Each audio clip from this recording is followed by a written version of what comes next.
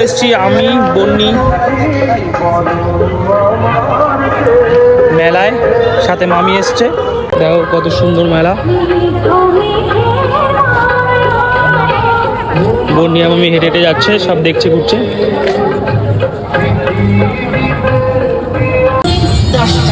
মেলায় এসছে আর মেলায় এসে শুরু হয়ে গেছে কেনাকাটির ধান্দা।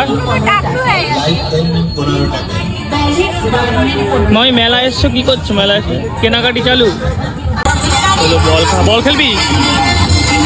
আরে বল খেলবি? বন্দুক পারবি? চলো বাস্কেটবল ছোড়া।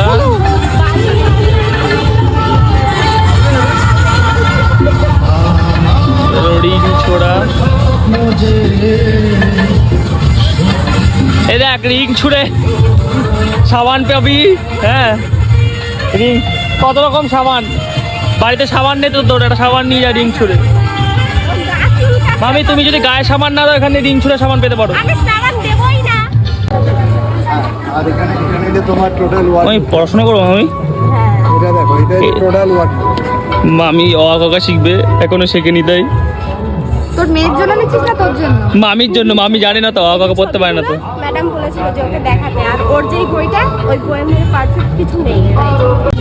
তোদের কি মেলায় আসলে তোরা বলিস যে কেনাকাটি করবি না, কিন্তু এসে কেনাকাটি করিস কেন? আমরা মেয়ে নাই। মেয়েদের এটাই ধর্ম?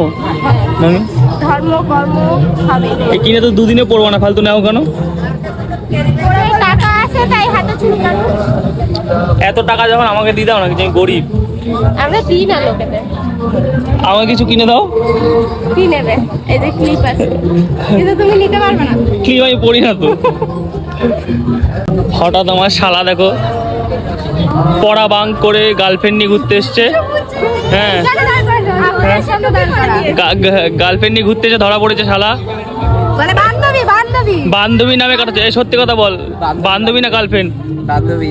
দেখ ব্লগে কিন্তু ছেড়ে দেবো, তোর মা দেখবে, তোর দিদি দেখবে। বান্ধবী দেখো আমি এই বয়সে এসে পড়াশোনা করছি, ছোটবেলা দিয়ে পড়িনি। মা পড়তে বলেছিল, পড়ার নামে বিয়ে করে নিয়েছি, একটা বাচ্চা হয়ে গেছে। এখন আমার পড়ার আর বয়স নেই, মেয়েকে পড়াবো। এখন বাচ্চাও পড়বে, আমিও পড়বো, একই স্কুলে পড়বো। এখন বাচ্চার মা একই স্কুলে যাবে, খিচুড়ি স্কুলে গিয়ে যাবে, পড়াশোনা করবে। এই জন্য বই কিনেছে। বড় মেলা যে আমরা 10 মিনিটে মেলা ঘোরা কমপ্লিট, তাই চলে যাচ্ছি বাড়ি। আর কেনাকাটার মধ্যে এই যে পড়াশোনার একটা বই কিনেছি আমরা। আমার মামি পড়াশোনা করে না তো, এই জন্য মামির জন্য একটা বই কিনেছি। চলো টাটা করে দাও।